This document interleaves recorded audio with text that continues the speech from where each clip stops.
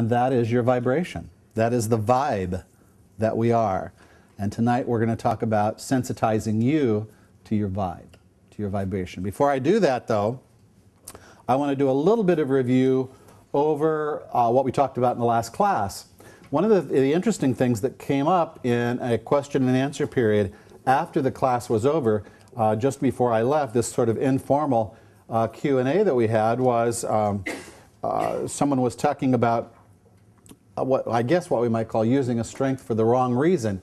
And you can use a strength for a wrong reason, but you can't do it for long. Because if you use a strength for the wrong reason, if you use it for something that doesn't work for you, contrast is going to cause that to feel, you're going to feel miserable. It's not going to feel good. You're going to feel not at ease. You're going to feel out of sync. You can't keep using your strengths and not have it cause discord if you're using your strengths for the wrong reason. It just becomes very, very obvious to us over a period of time until it becomes debilitating. We just don't feel good. And of course, we keep looking at getting more and more sensitized to what feels good for us and more sensitized to what doesn't feel good, to what feels bad. What talked about then was I'm using my strength of kindness and I don't like using my strength of kindness, or as I'm using my strength of kindness, I'm feeling like people are taking advantage of me using that strength of kindness. Right, Mary? Did you get them this week? Good, good. You got right on them. And as soon as we started to talk about that, it was good to see Mary come to the awareness that, I'm really using this strength for the wrong reason. I'm using this strength to get people to like me. I'm using this to get people to like me. And that, of course, really needs to be the least of our worries. This whole business of playing it to the peanut gallery, playing it out there, is most going to put us out of touch with what our vibration is. If I'm working at really pleasing you, we're at the core of codependency and all those kinds of issues that we're not really focusing on or isn't our purpose here. Good feels good, bad feels bad. And we know that we are doing something that's getting in the way of those when we are feeling bad, and we know that when we feel good, we want to move more towards it. Now, let's talk, though, a little bit more about what is really called seducing your feelings. And I don't have much time to spend on this at all with you. But not seducing your feelings, it's really seducing your strengths. It's using your strengths in what we call seduction. And it's best talked about in the book on your outline called He by Robert Johnson. And it's the story of Parsifal, the young fool who's going out to search for the Holy Grail. A piece of mythology that somewhat fits and somewhat doesn't fit anymore. But one of the tasks that Parsifal has when he rides out to find the Holy Grail is that he is following the advice of his mother, Heart Sorrow. Don't you love that name? Heart Sorrow.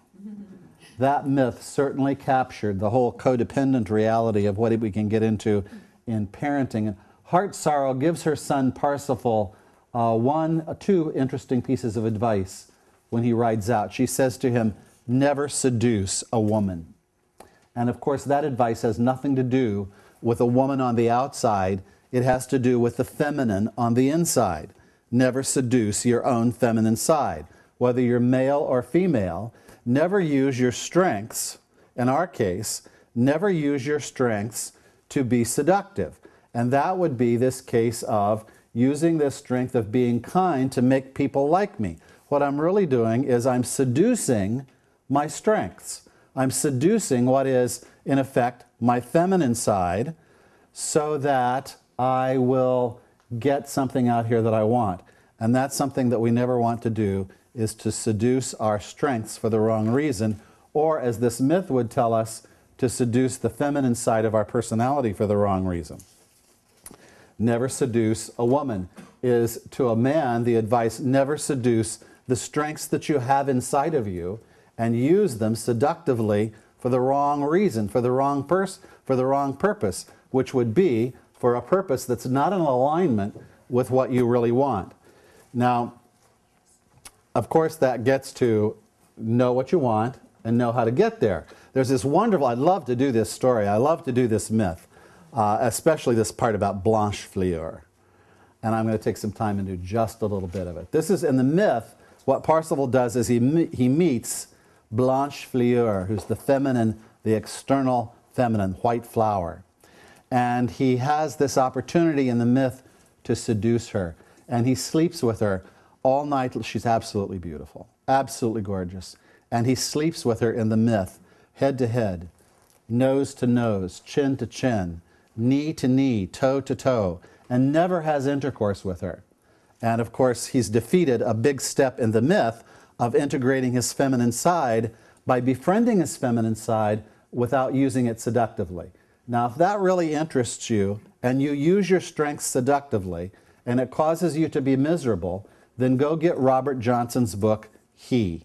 The book is, somebody got it right back there, the book He, and read that book because it will tell you about this whole business of using our strengths for the right reason.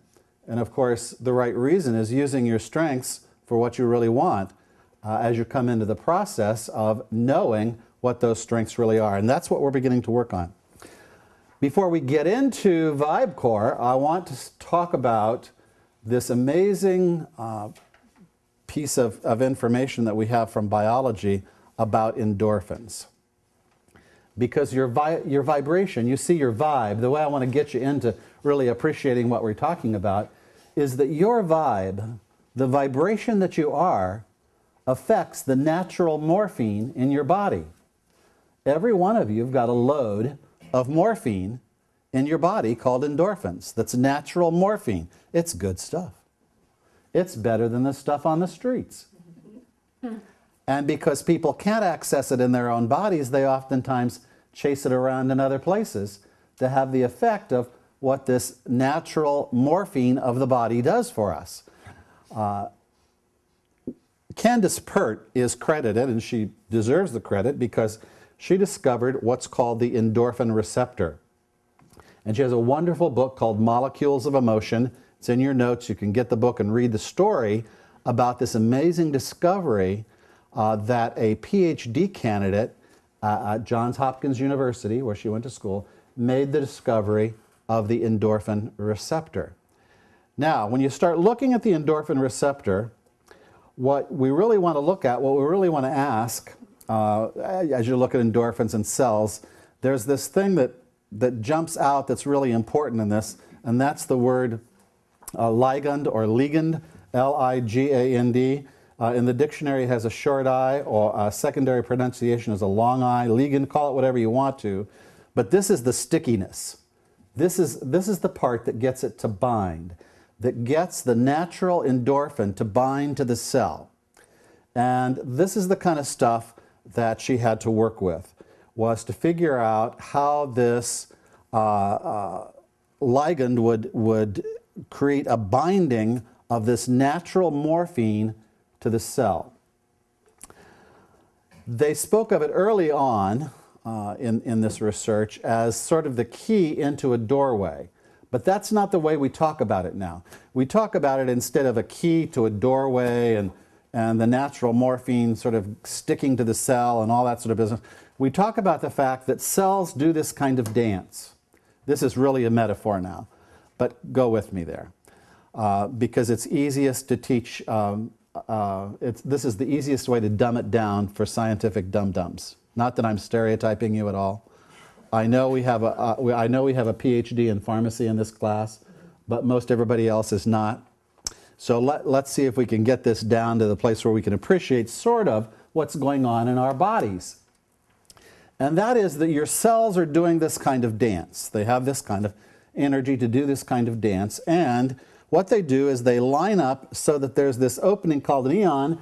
And when those openings connect, what happens is the cell opens so the natural morphine of the body enters. And when you get that natural morphine, you feel better when that endorphin is going where you want it to go or where you'd like it to go. Now, so far we know that there are two ways that we can get this natural endorphin to work in our behalf. One is exercise, a lot of exercise. Walk, run, exercise, do whatever you can do, and you will get some of your endorphins lined up. Along with exercise is dance and movement. Dance and movement is a way of, same thing as exercise, I think probably more powerful in the long run in terms of if we combine certain things. And some of you who know me know where I'm going to go with that. And of course, nutrition.